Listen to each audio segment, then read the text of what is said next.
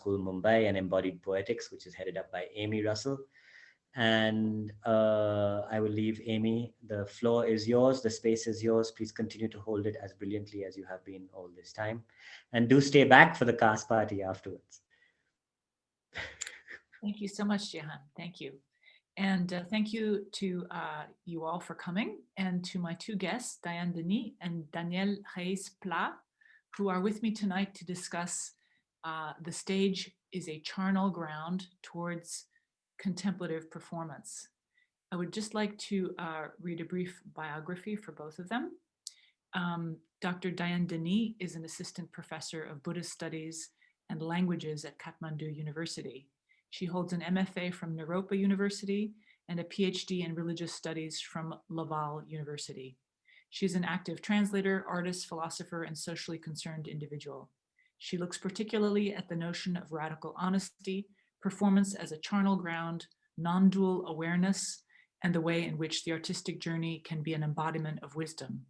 Her contemplative approach is rooted in a philosophically sound perspective due to years of research on Indian and Tibetan Buddhist philosophical texts, in particular the works of Maitreya. Dr. Daniel Reis Pla is professor of the Performing Arts Department at the Universidade Federal de Santa Maria. He has been studying the relation between actor training and Buddhist meditation since 2003. And in 2012 finished his PhD on performing arts with the thesis, How to Ride the Wind, Contributions from Buddhist Meditation to the Dialogue on Actor Training. His current research is focused on how contemplative practice can shape new methodologies for performance learning in higher education. He leads a research group on performance art, actor training, and contemplative practices. With this group, he is coordinating an international team to organize the second seminar on performing arts and contemplative practices in an online format in May of 2021. So Diane and Danielle, I would like to begin with two questions that address your research focus. Starting with you, Diane, what could it be contemplative performance? What do you imagine it being? What are your reference points for it? Thank you so much for inviting me. And the very first discussion I had with you, Amy, was so inspiring that I've been writing the wind, if I use the, the expression, since then. So it's really exciting to be here and see all these wonderful people thinking through a very important aspect of the artistic journey at this point. So I'm really happy to be here. So talking about contemplative approach, and I would say not only performance, but I would say preparation, pre-production mode, training, even pedagogy, and I would extend it all the way to basic university education in the sense here. And what do I mean by that is that that we think in terms of beings having inherent wisdom. And as teachers, our role would be to actually create the condition for this to arise, for this to manifest. So in the contemplative approach, this is the basic premise. The basic premise is we start from the assuming, or the premise of sentient beings having inherent wisdom as the very get-go. And the second premise that is being thought through with this contemplative approach is that everything is in constant movement. So there is it's kind of like marking everything with this famous thing of emptiness, because things change all the time. This inherent wisdom is refreshed every single moment. So that in itself is kind of like the kind of nucleus of a contemplative approach from my perspective. Wow, thank you. And maybe I would add one more thing. I know I don't want to take all the time, but when I talk about wisdom also in a contemplative approach, we're talking about sensory faculties. So heightened awareness, bringing the whole being. So the sense of aesthetic here is really related to eyes, nose, mouth, and tactile sensation, and bringing that whole being forth. I don't know if that makes sense, but. Yeah. Daniel, I would ask you the same question, knowing also that you are particularly interested in how contemplative practices can inform compassion. But the question is, what is contemplative performance and what are your reference points for it? So thank you for having me. I'd like to first thank you all. And as I said before, I'm very happy to be in India again, somewhat. And well, it's quite difficult to say for me to give just one answer for this question, because contemplative approaches, as Diane said, we can see it for many perspectives. So I will talk about the way I've been working with my students and the people from my group. And I want to start it with an example from Augusto Boal that I think it helps us to think about the perspective I approach contemplative practice. He did a workshop with some people, and at the end of the workshop of Theater of the Oppressed, and I apologize for my English, sometimes I will just, my spelling will be not so good. And there was this lady who was a cleaner. And at the end of the workshop, there was a show. And at the end, at the very end, she started to cry after the show. And so he went there and asked her, "Why are you crying?" And she said, "Well, this is the first time people stopped to listen to me."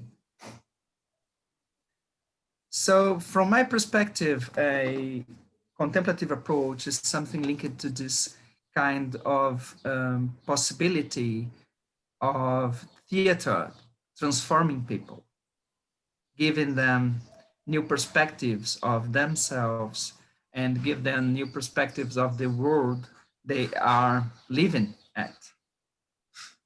And from my perspective, also, contemplative approach to performing arts are linked to a non-aggressive way. When I say a non-aggressive way, is a kind of approach that's not linked to take advantage of something. It's not doing something for profit, but instead cultivating potentials, cultivating this life that comes from this awareness of our potentialities.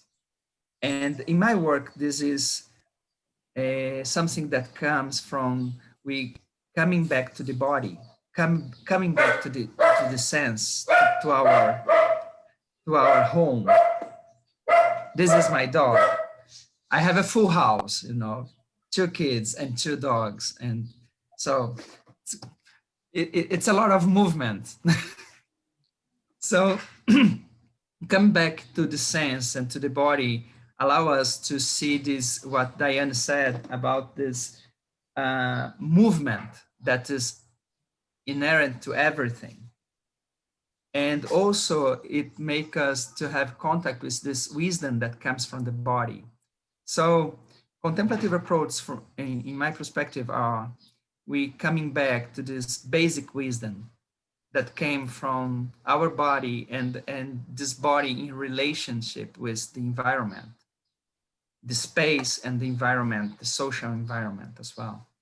And this brings something new to our perspective in the way we see each other, the way we see ourselves, and make us aware of the responsibility we have with the world we are living at. I hope this makes sense. Yeah, thank you. I mean, I was interested to hear you mention Augusto Boal. That gives me an ability to imagine a little bit what a contemplative performance practice might look like. So I might have a bit of trouble sometimes imagining what it means, what it looks like. Is there, in terms of reference points, is there anything to be gleaned? This is a question for either of you, from sacred ritual. What can we, are there principles to be brought across, or is there just to directly practice sacred ritual? I mean, is this one of the things that could be considered relevant for actor training, for example? What would you say about that in terms of reference points? It's very interesting because right now I'm in confinement in a monastery, a Tibetan monastery, and I've been watching the rituals. And I keep thinking that it's so close to theater, so close to theater.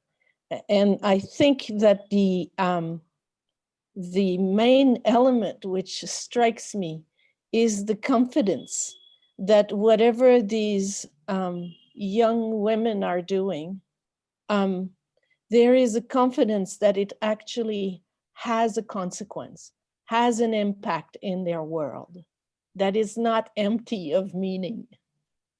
And there is no questions. There is a real sense of each action, each ritual object being taken as having power, having connection with the betterment of the world. So there is a sense, and for me, the thing is that how do we gain that confidence? How do we sense that that sense of meaningfulness? Because I think there is a sense of the rupture of meaning in our world right now. There is so much like rupture in what we thought was meaningful, where we were going either as individual or as a collective. And then suddenly, where does that confidence stem from? And so it's more like a question than a statement, because I don't know the answer. But there is definitely something. I see a great sense of purpose in that, in finding that confidence. Mm-hmm. How about you, Daniel?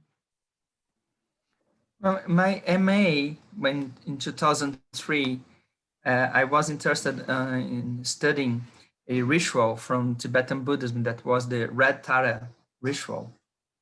There was a practice I used to do. And by that time, I was very impressed because the lamas, the teachers, and the senior practitioners, actually, when I looked to them during the practice, they had this kind of presence that was different. That was something that, just put them in highlights. And I was very interested about that. What is that? Because they are just still, they are reading texts, they are chanting, but they have this presence that remind me about the actor.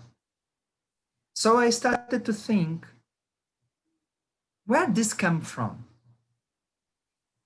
And by that time, I asked my teacher, my Buddhist teacher, to tell me I went there and said, well, I got this MA and I want to study the ritual. And she said, no, that's not possible because it's a tantric practice, so it's secret. You cannot do that. And I was like, oh my gosh, what I will say to my supervisor?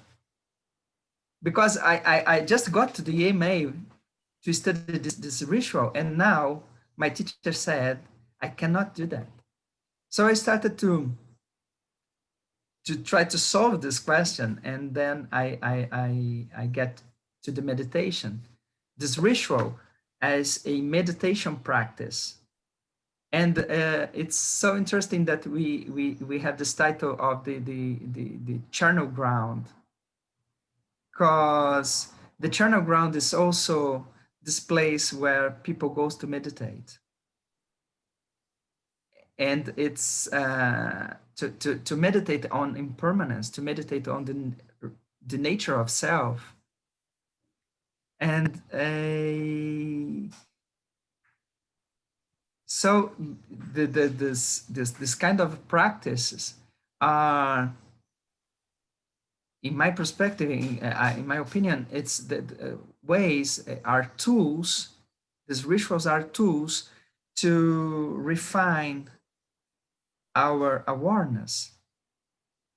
In some sense, like Grotowski, I'm not saying this, it is the same, but in some sense, as Grotowski's approach in the Art as Vehicle do, when he talks about this verticality of the actor, when we start to work with the songs, and so your awareness starts to be moved from the aspects more, I don't remember now the word, but from the body to this aspect of a consciousness, a refined consciousness. So the way I think I see this relationship between ritual and performing arts as tools that we can use to refine our perception of ourselves and the world. And maybe this is why those people have this confidence, because they are in this process of this vertical process of make their awareness broader, and so they can see more than we can see, actually. Well.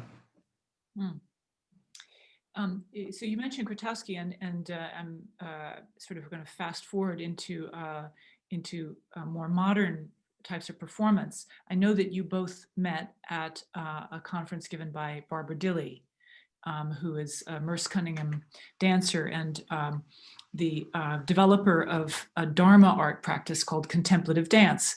And of course, her practice came out of the 60s and 70s art scene in New York City.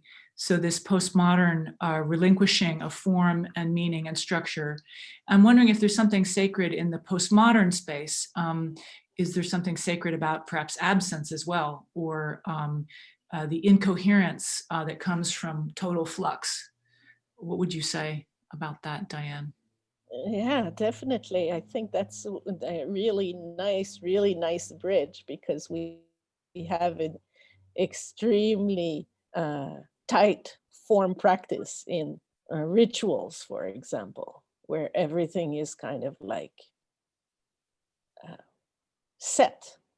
And we have people like Barbara Dilley, who actually gave the as little structure as possible to let that inherent wisdom or inherent awareness expand. So this, I don't know if some of you are familiar with this approach of contemplative dance practice. But basically it's like a 20-20-20 formula where you have 20 minutes of basic breathing practice. And this occurs in a shape where you actually create a space onto which you're gonna dance or move or interact. And then there is like a 20-minute where you actually warm up the body, get ready, improvise. And then after that, the dance start, the exploration of movement start. And actually nothing is predicted. Everything arises. And the whole idea is to observe your own mind. So it's although it's outer form, it's looking at inner space or inner reality. But then inner and outer are considered neither two things nor the same thing. So you end up creating that formless space, even in the way that you relate to yourself. And that opens up to kind of a type of freedom, but a type of discovery. And I think that's where the contemplative approach, that's the kind of the secret or the jewel of contemplative approach, in my view, whether it is form or formless. And Daniel, do you see any sacredness in the postmodern or the contemporaneous moment in cultural forms that we're maybe trying to create coherence when there isn't coherence, this sort of incredibly disparate environment we're in culturally? Yes, I do. I think there is those people as Barbara Dili and Lee Worley that came from this lineage from Chögyam Trungpa Rinpoche. But I think there is people like Grotowski and the now Thomas Richards and Mario Biagini, who are leading the Grotowski Center in Italy, and also people like Peter Brook, who in some sense are linked to this approach of arts as a wisdom path. So especially, I don't have many contact with Brooks' approach. I had more contact with this tradition from Barbara Dili and Lee Worley and Arowana Hayashi. So this lineage from Chögyam Trungpa Rinpoche, and also Grotowski approaches on sacred theater. And I think it's interesting because Grotowski, he has this approach that the sacredness is not separate. It's a kind of lay. Can I say lay? The people in opposite of religious people. It's lay approach of sacredness. He gives up of all this kind of religious images, and he focus on this aspect of theater that were in the beginning of theater. That is this aspect that Diane mentioned of the ritual, that it has an effect in the world. So he talks about objective drama in some point. I mean, this drama that has an effect in the world and an effect in oneself, really. And I also like this approach from Barbara Dili and Lee Worley that talks about the sacredness that is not separate from everyday life. This is very interesting because I've listened from Lee Worley that we are the mudra of ourselves. We are the symbol of ourselves. There is nothing more to looking for than inwards ourselves. And in this reality we live, the wisdom, the Jew is in this reality. So I think it's a very, very gentle approach for actors training. I was built in an environment that actors training was about, you know, to set a war against the body. Like I had to do that and to achieve this and that goals. So I have to train for 8 hours every day, and doesn't matter if it hurts, doesn't matter because I have this goal. And this approach from Dharma art is completely the opposite. Is looking attentively to the body, looking attentively to the space, and this sacredness that is still here. One of the things I think is beautiful in meditation is that enlightenment is here and now in this very moment. And I believe that arts can give us this same sense, the same awareness of the sacredness of the space, the sacredness of the moment we live now. And it's not a romantic thing, you know. It's just be aware of where we are and how we have to, we can react to what's happening now. It's not just about me, but it's about all this environment that's around me. Mm-hmm. Mm-hmm. Yeah, what you were mentioning, Diane, about the becoming aspect of performance. Right.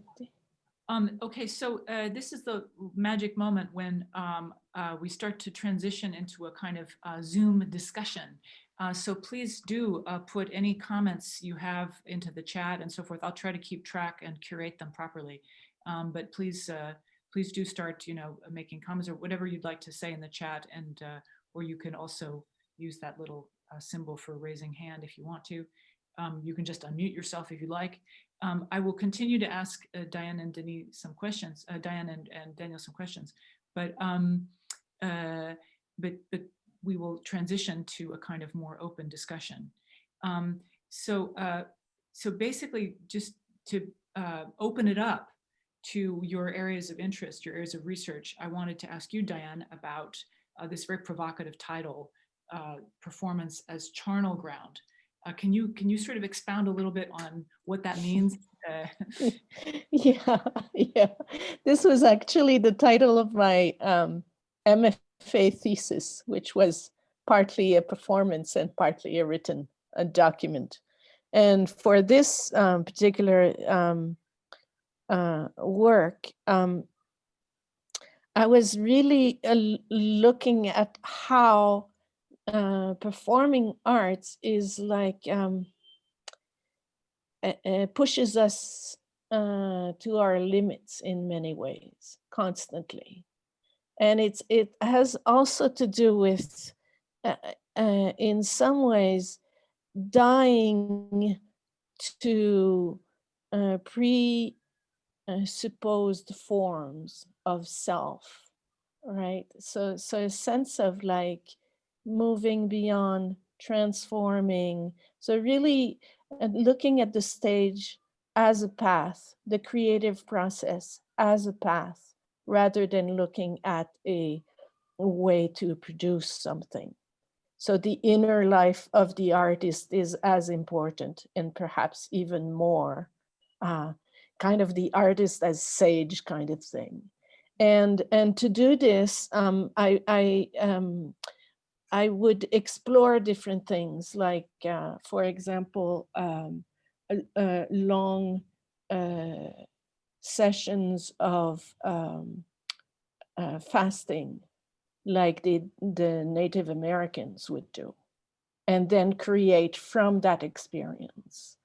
And then I went to the Charnel grounds in Benares, here at Pishpatinath in Nepal, and also in Nepal, in Tibet, where the actually body was being cut down. And obviously, as a dancer, when you see a body being cut down into pieces, there is a strong identification with the body. It's very, very powerful. So when we see that, there is a sense of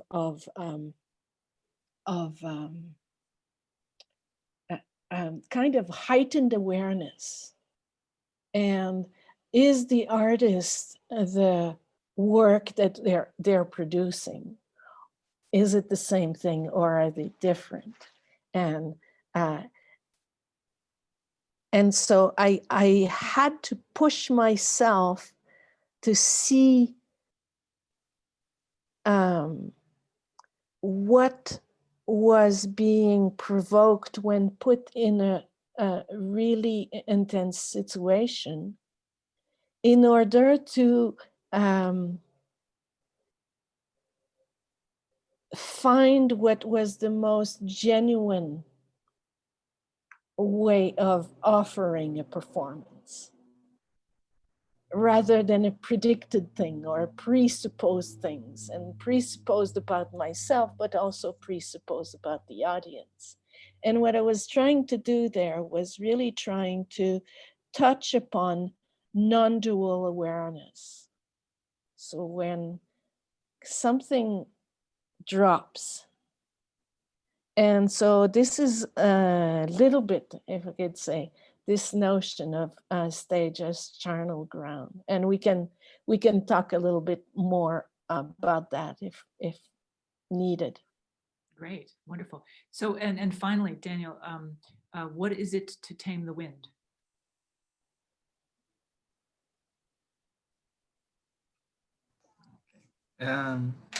Well, the wind are the energy inside us.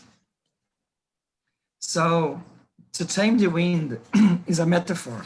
Sorry. It's a metaphor I used to talk about training in my PhD.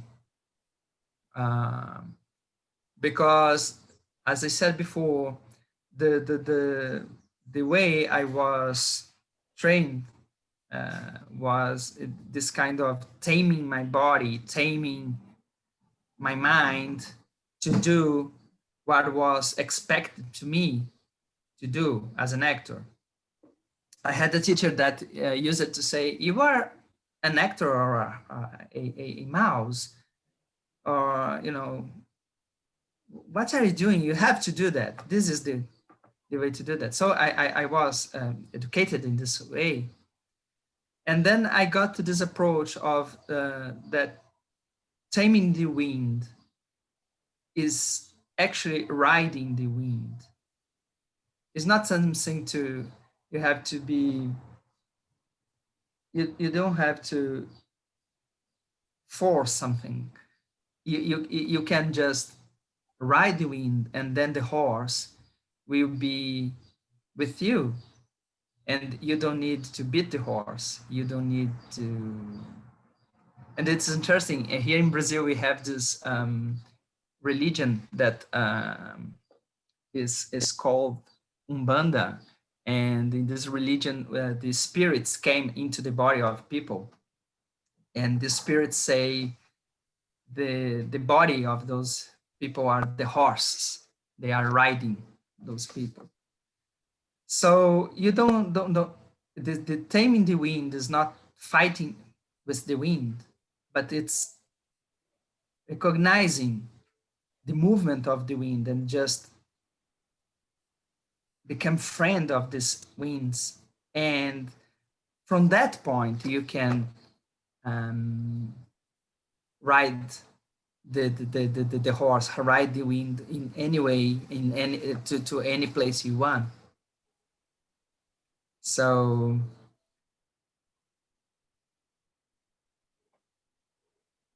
Great, thank you. this becoming friend of it, of this those and being friend. Mhm. So we have a question, a comment from Camille. Camille, do you want to unmute yourself and just speak out what you had written into the chat or whatever is occurring to you now? Oh, sure. Yeah, I guess it's a general question about what I think I'm hearing too. Is it always feels like it's just what I'm hearing and from what I've read of the history, we lean towards uh, these fairly sacred practices with theater, even, right? Or at least they seem to emerge from out of sacred practices, and they stay in that realm, and then they seem to start to kind of teeter towards some sort of egotistical kind of, I'm doing this for myself and I want people to love what we're doing. You know, we might have creative ideas about something and you create this kind of fence around you and you're performing for other people, or you start having people pay you for it. And I'm just wondering why eventually we get maybe sick of that form and we kind of branch out into other things, or they always remain and then we return to these sacred practices. So I was just wondering why. I wonder why it seems to lean this way and that way. And I don't want to discount the commercial forces around us kind of industrializing us and everything, but there's got to be some sort of instinct towards the egotistical, or instinct towards the self,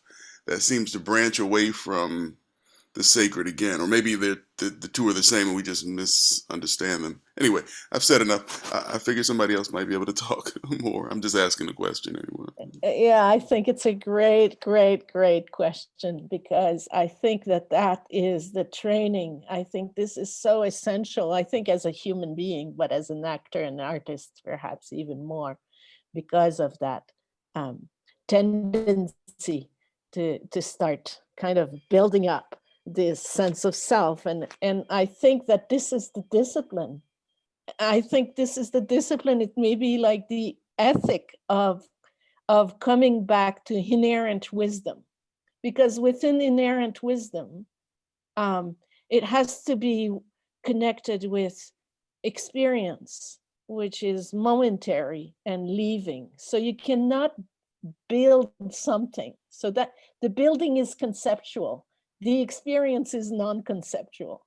And how do we keep connected to this non-conceptual, simple fact of being alive, and completely come back to that constantly? And this is the discipline. And when we lose that, we get into all the conceptual thing of building.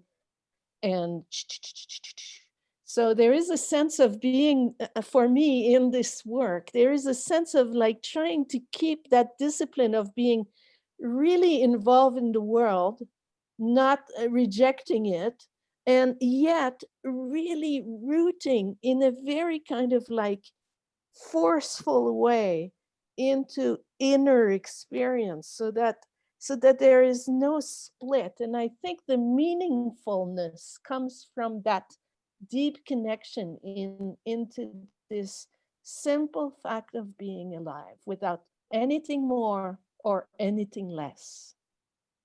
And from there, things can arise simply, gigantically, or mouse-like, and it doesn't matter, because it is rooted in the livingness of things. I don't know if that makes sense, but there is, for me, a real discipline in that, of not losing that kind of like, when we're all out, especially as performers, like going out, and then we're toppled over right into the out, and then the in, it's the post-performance blues. Whoosh. It's like poof, like drop. It seems like a really interesting line of question you've opened up, Camille. Does anybody else want to unmute and just say something about that as well? Please. Yashwant? Yeah. You're still muted. Yeah. Yeah.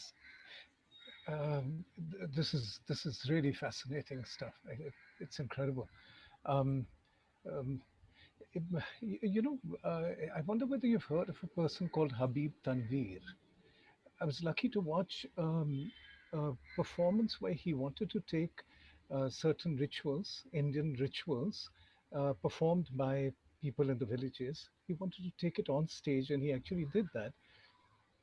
The rehearsal process itself, there was a quality about it which was, I mean, most spiritual. I was just an audience, and that's why I think this Advait, the concept of Advait comes in, where the actor and the audience has one, and the 10 worlds that you transverse.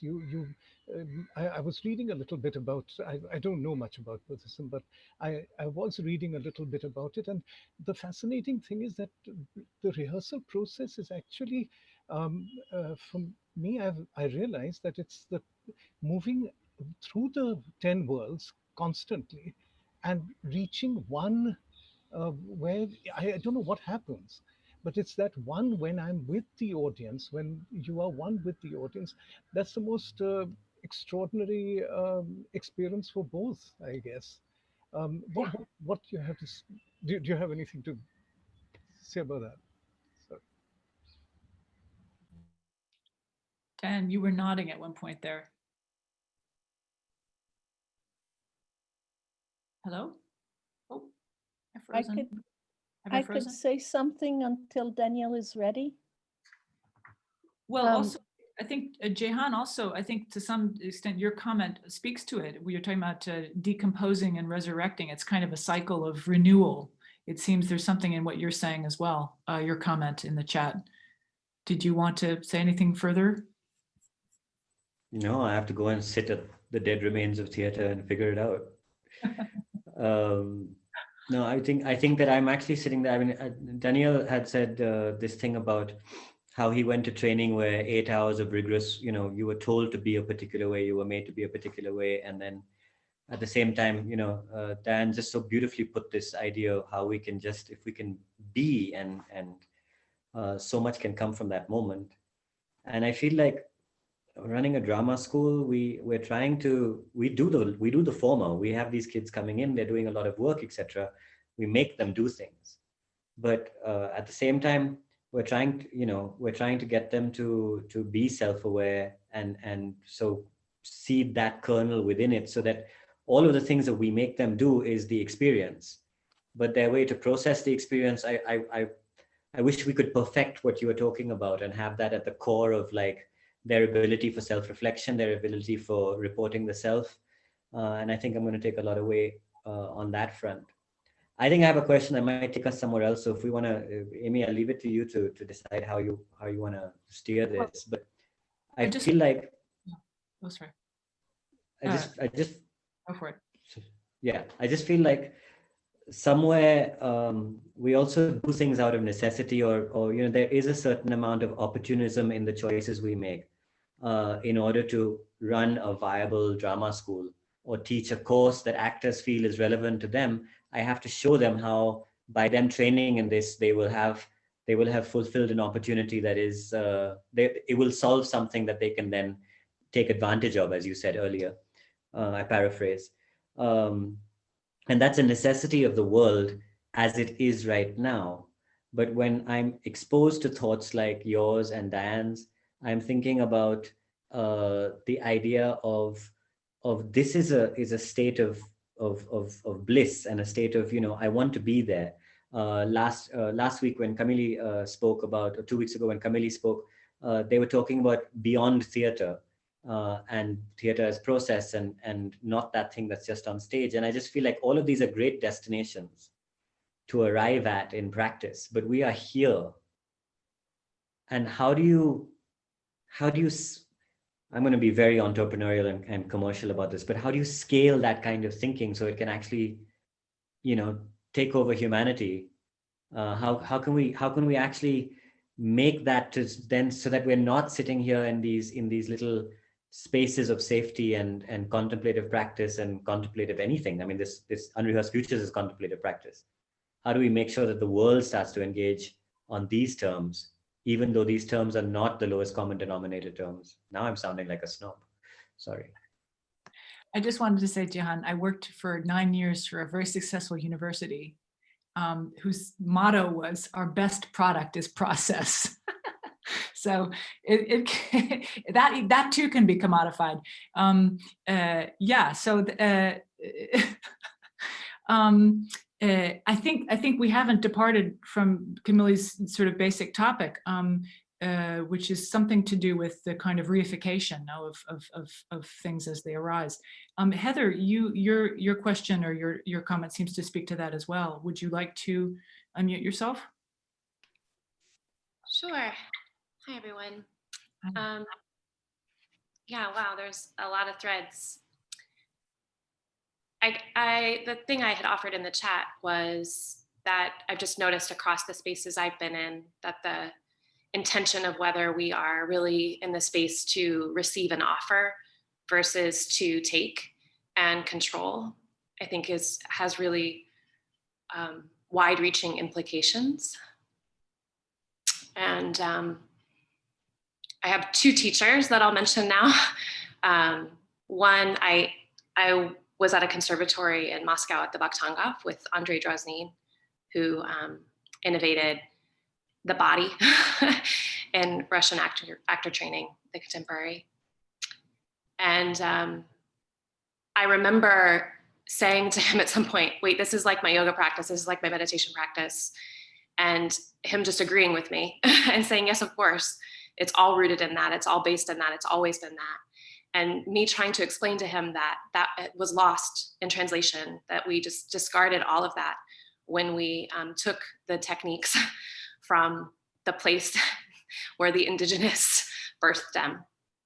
And so that's been something I've just been noticing, just in the misinterpretation, understandable misinterpretation. I say that very generously, and appreciating why we read books and wish we understood things that aren't right with us, but just the violence that can occur with distance or pulling one branch of a tree and not understanding the root structure and the wholeness.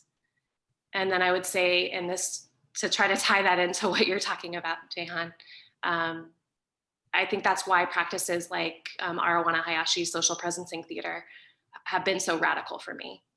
I would say, her 20-minute dance practice, which I did experience after conservatory training and everything, and after seeking lots of other things, was one of the most radical experiences where I actually worked with my own experience of the senses of the body to lead me in a daily practice, and work with that really specific sense of open space, and realizing that I had colonized myself so much through all of my different creative practices that I actually did not know what my body wanted to do when someone wasn't telling it what to do, was really, really profound. I think it also connects to this larger wish of art as peacemaking, as art is something that actually can help us see the violence that we are so quick to enact on ourselves, and act on other things. And to Camille's point, again, I agree not to put a broad brush to the commercial or the industrial, but how often it is amplifying things that are more violent.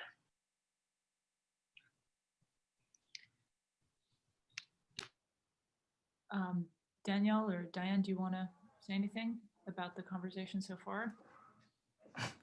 Well, I was really moved from what Jehan said, because I'm in a small city here, and well, we have to prepare our students to the life. And yes, it's when we talk about those things, maybe sometimes it's could see something very distant, or something like how we can do that. Like, you know, and Heather, she said about this 20 minutes dance, and I think this is a good example of, I've been studying with, I've been working with this 20 minutes dance with my students for a while. And it's something very interesting because it's a practice that roots us in the reality. So I think those things are not, it's not about something we need to achieve, but it's something we just need to be with the reality. When we are doing those, when we are working on this wisdom of body, we are working on this reality, because the body, it tells us the reality of what's happening. And I think it's something that before I use it to work in with models. I have this model, what an actor should be. And this is not opposite of, you know, you learning some technique, but it's most of how you approach technique. How to approach technique. Because of course, as teachers of performance, we need to give something to the students. Otherwise, why they come to our schools? If they don't have anything to learn, if they don't have anything to change, why they will come? Something have to we need something to offer, but how we offer it. This is what contemplative practice have changed in my way to teach. Because yes, I have to teach something. I need to make some difference in my students. Otherwise, why am I a professor? But how can I approach those practices? Because in the first moment when I started to work on contemplative practice and theater, one of the things I was very confused is that what is the difference between contemplative practice, a contemplative performance, and what I did regarding physical actions, or regarding some of Lecoq's techniques I had during my undergraduation? Because I was in a school that was this kind of mix between theater anthropology from Eugenio Barba and Stanislavski and Lecoq. There was this mix, and in many times the exercises are just the same. What changed? The approach. So I see the way I see is that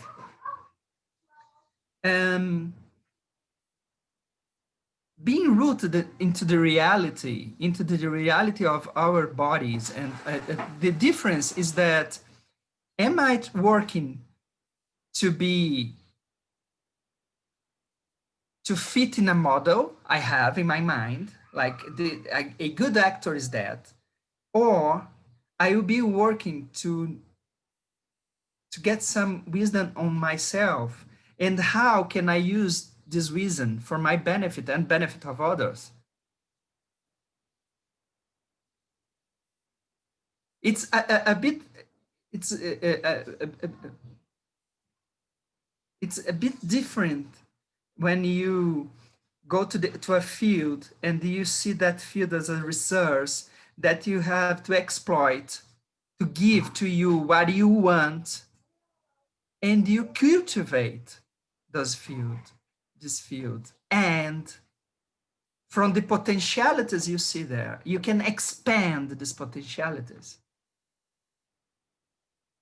So I believe this approach is not so different from the exercise, or the actual thing is not so different from other, techniques or other things we do, but at least in my experience, because what I have is my experience as an actor who was trained in Stanislavski approach, in Lecoq's approach. So that is what I have, but the way I will use it is the difference, I think. And so it's not different if I use it in a context of research. Of course, it's a bit different, but I can use it in a research environment or in a commercial environment. It's like tantric practice, actually. You don't have to get out of the world or the everyday life, but the way you relate to everyday life is different. So the way we relate to theater is different. Grotowski used to say that what he was doing with art as vehicle is not so different of what he did before, but actually the difference was using the theatrical tools to develop this awareness. And I believe we can be, because in my practice of meditation, I remember one of my teachers, he used it to say, well, why we meditate here? The real meditation is in your everyday life. He used it to say that. I could train in my room, but the real thing is when I was at work. So I think these approaches of contemplative practices, they are not separated from the life. Sometimes we talk in a way that seems like it's very distant. Oh, how to build this better world? Well, how I relate to my students at my classroom? Do I give space to them to develop their own potentialities, or I just do things like they have to do what I think it's the correct thing? And well, I think I have talked too much. Sorry. No, it's. I saw, Heather, I saw you reacting strongly to this idea of cultivating an open space. Is that, and that's what you're speaking of, also Danielle, when you said that, is that that resonated for you? It really does. And I'm really fortunate. I am an assistant professor in the CUNY system, which is in New York. And so I get to work alongside other colleagues, but I have noticed that that's one of the things I bring our program, is making intentional space to engage with space, and how I didn't realize actually that it was radical. It was kind of over getting to know the students over a longer period of time and doing things like SPT for developing, we develop workshops, we develop theater using these techniques. And I came to understand that the students just weren't actually doing that in some of their other spaces that were theatrical.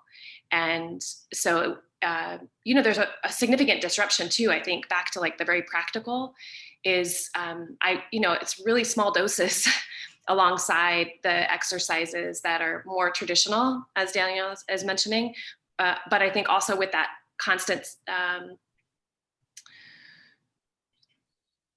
making room for our humanity from the beginning, and finding ways to create reflective tools for that. So another one that I really love from Arawana Hayashi's work is we try to stay with the body, and we say, I noticed, I saw, I felt, I did, just really, really clear ways to verbalize or write in a journal what just happened in terms of felt experience, to try to get more detailed. And you know, it's that great thing in all of our actor training where you try to do something and you realize you don't know how to do it at all. Like, oh, I don't know how my feet move, or I don't know, right? All these things that we discover in our beginning. And so I think it can be very playful and it can be spacious, but it does provoke something because we aren't exposed to it. You know, and I notice that even in my gen ed classes, when I invite students to pick their own topics, it can be really frightening sometimes to cross this threshold of not knowing. And so just finding ways to maybe, I'm thinking, Danielle, about what you said too, about like the things we are allowed to see, you know, what practices are really transparent and what practices aren't. And it's making me think too that there's like a collective wisdom maybe we have as artistic practitioners that maybe these conversations like what we're having now are helping us move from the implicit to the explicit with each other. Yeah, I don't know if any of that's useful. Yeah, I mean, Elizabeth, you resonated to what Heather said. Do we give students their space? So we're sort of making explicit this sort of maybe slightly more subtle approach that some people take in the classroom. Elizabeth, do you want to say anything further? Oh, yeah.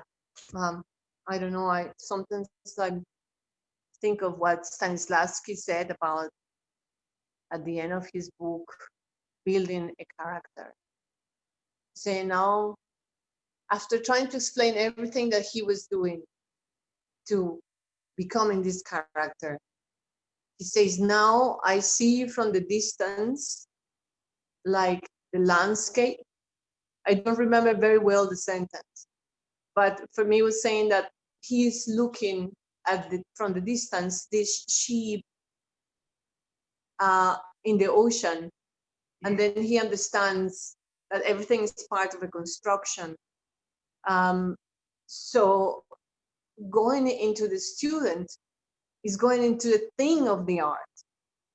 How you see yourself as a human being and the other person is a human being, and to go into there is fascinating.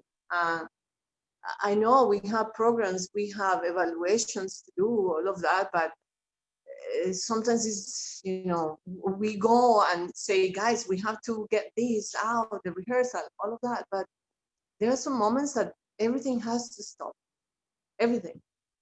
Say, what is there? What is in your mind? Because every student is so different, and then to receive from them is so enriching as a lecturer. And they are so different, and they don't know anything. And I think that sometimes you have to listen to the one who doesn't know anything, the one who is just jumping there with this happiness of being there, part of that game. And I think that is how I entered theater, because I saw people playing in the last floor of an abandoned building, sorry. And then I heard the screams, and I went upstairs with a need to see what was that. And I went there, and they were playing, and it was a theater group. And I was a teen years, and that's how I entered into theater. So when they gave me the opportunity to talk about that, it was so shaped me, shaped in me, know who I am, or yes, I don't know, but like the power you have inside yourself, like you empower your own self through expressing, to giving shape to this that you have inside. So that's how it resonates to me, that every time I listen to my students, I feel that I extending like a delicate tissue to them that I don't want to break. Or I think that as teachers, we have to become so good with words, because one word can spoil everything, or can just open up doors, you know, for them to go into that walk alone. That's my idea. Yeah, thank you. Wonderful.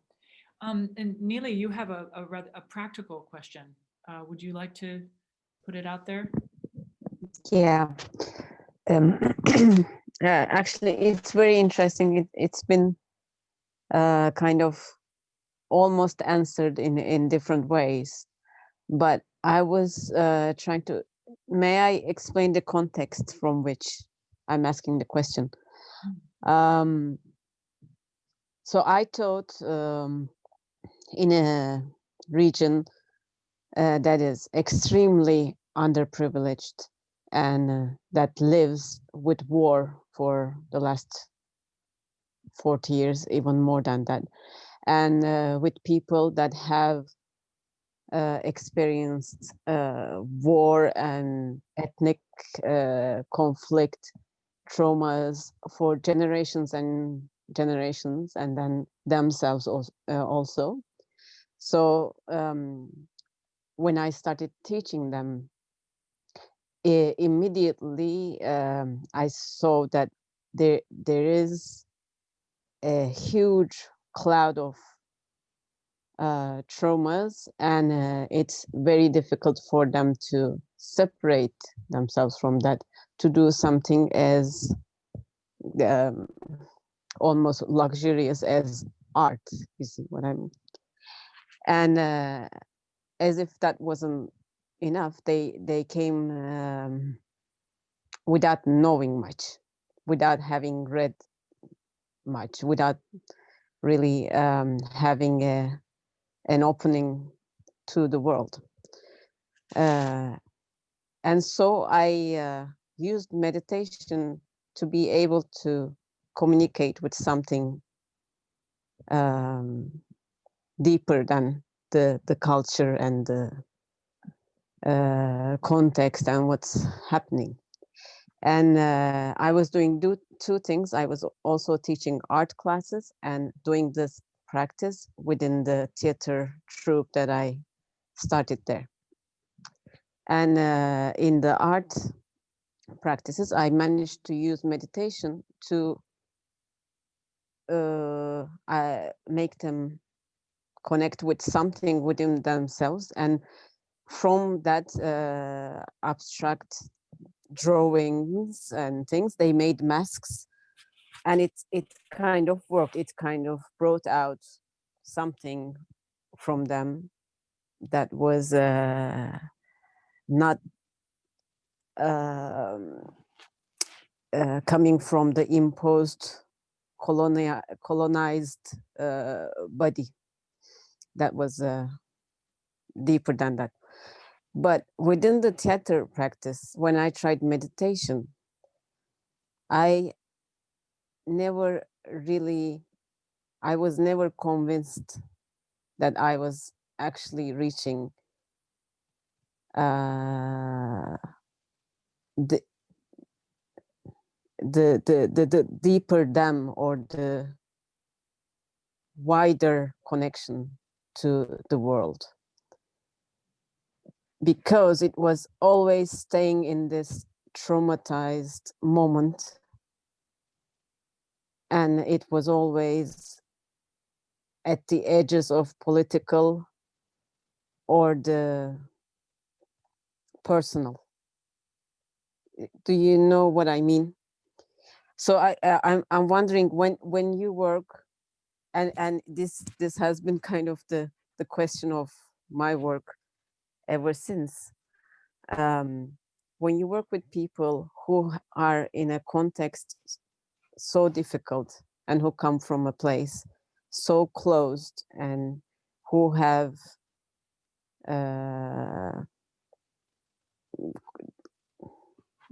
colonized imagination, even. How may we use contemplative practice to cross those walls? Yeah. Is it too abstract, my question? Oh, it's very No. helpful. It's very helpful. Daniel, I saw you nodding. Did you want to? We have 4 minutes. I'm afraid we only have 4 minutes left. There's a chat afterwards, so there's nobody gets kicked out. But Daniel, would you like to say anything to that, or is that something? I also Yeah, Diane. Okay. Yeah, please. just a few things from my perspective and my trial and error with this. I feel like there is a sense of needing in those situations a great deal of patience, radical patience, and radical kindness with ourselves as well as with the people we're working with, partly because it cannot yield result right away. It needs to be offered as an opportunity again and again and again. And sometimes it does bring some fruit. And most of all, I think we can never really measure the impact of an exercise like that on somebody's life. It's working with the invisible. And we have to be able to kind of like make the offering without ever measuring the impact. And I feel like that a little bit in my classes also. I tell sometimes the students that the actual artwork I will never see because it's what they're going to do with that in their lives. So it's kind of out of my way. All I can do is offer. And I don't know if that helps, but I think that is essential work, valuable work, but probably the most difficult work that we can do. Daniel, 1 minute. Not to say more than Diane, I think radical patience is something very useful. Radical patience to be with us, a radical patience to give space to see ourselves and see what is happening and not think we can do anything. We can stay there. We can stay there, and then something would happen. But radical patience, yes. Thank you, Diane. Well, thank you all very much. Thank you. Yeah, thank you. And to Diane and to Daniel, my guests, thank you so much. And thank you all for coming and for your participation in this very wonderful final session of 2020, our 20th Unrehearsed Future in 2020. And my big thanks to Drama School Mumbai for the immense honor that you have given me and allowing me to collaborate with you and co-host this marvelous series of discussions. And it's been a real pleasure. The honor is all ours to have been able to hold this space and have so many people come here and make it that special by their participation. I mean, I am continuing to be astounded by the fact that we have people from all across the world here holding space together. And this has definitely been a highlight of 2020 for me. And 2020 has been kind in certain ways, and this is one of the kindnesses that we've had. Radically kind. No, I'm being a little flippant. I put the chat window again, the recordings. If you guys want to keep talking to each other, you can join each other on Telegram. Please follow the DSM on Facebook, Instagram, whatever, just so you know where we are, because we're actually trying to turn much of the musings and much of the contemplations that we've had over here into some kind of real practice. We will come back in January at a date to be announced. We think Unrehearsed Futures is not just a response to 2020 anymore, but actually we can be proactive about what it could mean for us as practitioners going forward. Amy and I have both, through trial and error, learned the challenges of curating 8, 10, 14, 16, 19, 20 work talks in solo. And it's quite a burden at one level. It's a privilege, but it's also quite challenging for us. And we're thinking of different ways of doing things. So I really feel you all have our email IDs, both Amy's and mine, though I will put mine up here again very quickly. Jehan at the drama school mumbai.in. Amy will put hers up. CC both of us. Falguni, who has been doing such a great job at writing these pieces and turning them into reportage. And my request to all of you, and so you can read summarized reported pieces of every single one of the talks courtesy Falguni's hand, where she brought both her experience of being a drama school Mumbai alumnus and her experience of being a reporter before that together to this new space. So thank you, Falguni, for all the work you put into this for this season. I will leave it to you guys to really write to us and think about the conversations you'd like to have, and not in abstract ways that say, oh, it would be really nice if we had this conversation. Could you guys arrange it? No. What we have is a mechanism now that allows the conversation to happen, a space and a format in which it can be held, the Unrehearsed Futures space. But for example, you know, I'll just give you examples. Camille or Danielle or Aurelian, Norman, whoever. I mean, you know, you've all sat in the chair. Elizabeth, you've come in so many times. Carol, where are you? There are many people here. Nilufer's come in so many times. I can't say take all the names of the regular participants. You'll all go bored. But if you have a talk that you want to have, if you have a person you want to have in the chair, why don't you just write in and say, I would like to sit in Amy's seat or Jehan's seat, and I would like to have that conversation. And what Amy and I can then do is sort of shepherd the entire sequence, but at the same time, really make it more pluralistic. This is one format we could run. But we know that we're not going to be able to sustain a talk every single week. But we feel like the space should be there every single week.